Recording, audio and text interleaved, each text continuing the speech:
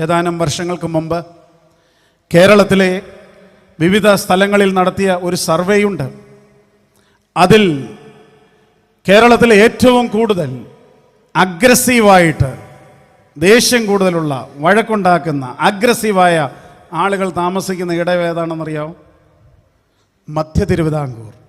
കാരണം ഏറ്റവും കൂടുതൽ മാംസം ഭക്ഷിക്കുന്ന ആളുകൾ മധ്യ തിരുവിതാംകൂറിലാണ്. കേരളത്തിലെ ഏറ്റവും ശാന്തരായ ജനങ്ങൾ എവിടെ ഉള്ളതെന്നറിയാമോ? പാലക്കാട്. നമ്മുടെ ടി എൻ ശേഷൻ്റെ നാട്ടുകാർ വെജിറ്റേറിയൻ ഫുഡാണ്. നിങ്ങൾ വിചാരിക്കും എന്തുകൊണ്ടാണ് സഭയ്ക്ക് ഇത്ര നിർബന്ധം നോമ്പ് കാലങ്ങളിൽ വെജിറ്റേറിയൻ ഭക്ഷണം കഴിക്കണമെന്ന്. ഞാൻ പറഞ്ഞുകൊള്ളട്ടെ, ചില നോമ്പ് കാലങ്ങളിലെ വീട് കൂതാശകൾ, ചില മാമോദീസാകൾ, ഇപ്പം 2 തരം ഭക്ഷണമാണല്ലോ. തിരുമേനിക്കും അച്ഛന്മാർക്കും കൂടെ ഒരു ടേബിള്, ജനങ്ങൾക്കെല്ലാവർക്കും കൂടെ മറ്റൊരു സ്ഥലം. അവിടെ അച്ഛൻ വരണ്ട, തിരുമേനി വരണ്ട, പക്ഷേ ഞങ്ങൾക്ക് ഈ ഇറച്ചി കഴിച്ചേ പറ്റുകയുള്ളൂ. ഞാൻ പലപ്പോഴും ആലോചിക്കാറുണ്ട്, ഈ പള്ളിയിൽ മാത്രം ഇറച്ചി വിളമ്പുമ്പോൾ നമ്മൾ കാണിക്കുന്നത്, എന്നോട് ക്ഷമിക്കണം ആ വാക്ക് ഉപയോഗിക്കുന്നത്, എന്തൊരു ആക്രാന്തമായത്. പള്ളിയിലെ ഇറച്ചി വിളമ്പലിൻ്റെ ആക്രാന്തം നിങ്ങൾ കണ്ടിട്ടുണ്ട്? ഇത്രയും ഭക്ഷണം കഴിച്ചിട്ടും ഈ ആക്രാന്തം എന്താ മാറാത്തെ? അപ്പം ഇങ്ങനെ ഈ മധ്യ തിരുവിതാംകൂറിലെ ആളുകൾ, അത് ഞാൻ പഠിപ്പിച്ചതല്ല, ഞാൻ ഒരു ആർട്ടിക്കിൾ വായിച്ചതാണ്, കേരളത്തിൽ നടന്ന ഒരു സർവേ. അപ്പം അങ്ങനെ നോമ്പും വ്രതകാലത്തും അച്ഛന്മാരെ ഒഴിവാക്കുകയും ജനങ്ങൾക്ക് ഇറച്ചി വിളമ്പുകയും ചെയ്യാമെന്നുള്ളൊരു ധാരണ ഇപ്പോൾ ഉണ്ടായിട്ടുണ്ട്. ദയവ് ചെയ്ത് എന്നെ കേൾക്കുന്ന എല്ലാവരും ഇവിടെ തീരുമാനമെടുക്കണം, ഈ സഭയുടെ നോമ്പ് അനുഷ്ഠാനങ്ങൾ അനുഷ്ഠിക്കുമെന്നുള്ളത്. എന്തുകൊണ്ടാണ് പ്രിയമുള്ളവരെ നോമ്പ് കാലത്ത് വെജിറ്റേറിയൻ ഫുഡ് വേണമെന്ന് സഭ നിഷ്കർഷിക്കുന്നത്? നിങ്ങളെ പട്ടിണിക്കിടാൻ വേണ്ടി മാത്രമല്ല, പിന്നെയോ യഹോവയായ ദൈവം ആദാമിനും ഹവ്വായ്ക്കും ഏദനിൽ ഒരുക്കിയ ആദി സ്വഭാവത്തിലേക്കുള്ള, ആദി സാഹചര്യത്തിലേക്കുള്ള മടങ്ങിപ്പോക്കാണ്.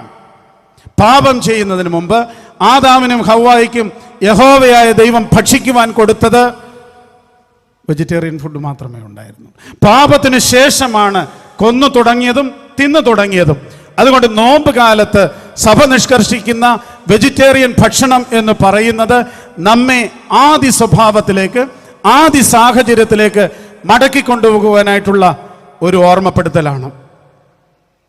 എൻ്റെ വീട്ടിൽ എൻ്റെ ബാല്യകാലത്ത് പരിശുദ്ധ ബാബാ തിരുമേനിയുടെ കൽപ്പന വായിച്ചപ്പോഴോ, തിരുമേനിയുടെ കൽപ്പന വായിച്ചപ്പോഴോ, പള്ളിയിലെ വികാരിയച്ഛൻ അനൗൺസ് ചെയ്തപ്പോഴോ അല്ല നോമ്പ് തുടങ്ങിയെന്ന് മനസ്സിലാക്കിക്കൊണ്ടിരുന്നത്. പിന്നെയോ എൻ്റെ വീട്ടിൽ അമ്മ മീൻ വേവിക്കുന്ന ചട്ടിയും ഇറച്ചി വേവിക്കുന്ന ചട്ടിയും കമഴ്ത്തി വെക്കുമ്പോൾ ഞങ്ങൾക്കറിയാമായിരുന്നു ഇനി ഇത് മലർക്കണമെങ്കിൽ 50 ദിവസം കഴിയണമെന്ന്.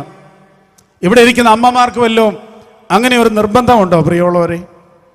എന്തുകൊണ്ടാണ് നമ്മൾ വിചാരിക്കുന്നത് ഈ ഇറച്ചിയില്ലാതെ, ഈ മീനില്ലാതെ ജീവിക്കാനൊക്കെയില്ല എന്ന്? നമ്മളിവിടെ സുനാമിയൊക്കെ അടിച്ചപ്പോൾ, ഞാനന്ന് വൈദികനാണ്, സുനാമിയൊക്കെ അടിച്ച് കുറച്ച് കഴിഞ്ഞപ്പോൾ എൻ്റെ ഒരു സ്നേഹിതൻ മീൻ കഴിക്കുന്നത് നിർത്തി. ഞാൻ അവനോട് ചോദിച്ചു, എന്താണ് മീൻ കഴിക്കാത്തത്?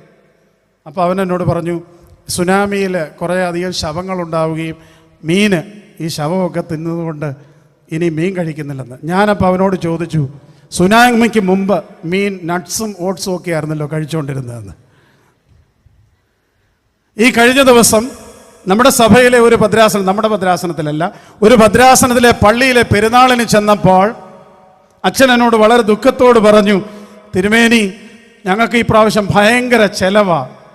ഗീവറീസതയുടെ പെരുന്നാളായിരുന്നു. ഞാൻ ചോദിച്ചു എന്ത് പറ്റി?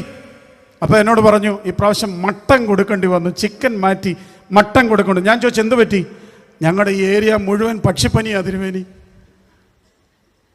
എനിക്ക് അവരോട്, പക്ഷി കൃഷിക്കാരോട്, അവരോട് വലിയ സഹതാപം തോന്നിയെങ്കിലും എനിക്ക് തോന്നുന്നു ഈ ക്രിസ്ത്യാനിയുടെയൊക്കെ ഈ ആക്രാന്തം നിർത്തണമെങ്കിൽ വല്ലപ്പോഴും ഇതൊക്കെ ചത്തൊടുങ്ങിയെങ്കിലേ പറ്റത്തുള്ളൂ എന്നാണ് എനിക്ക് തോന്നുന്നത്. അപ്പം നമുക്കറിയാം, നമുക്ക് ചെയ്യാനറിയാം, നമ്മൾ ചെയ്യും. പ്രതിസന്ധി ഉണ്ടാകണം.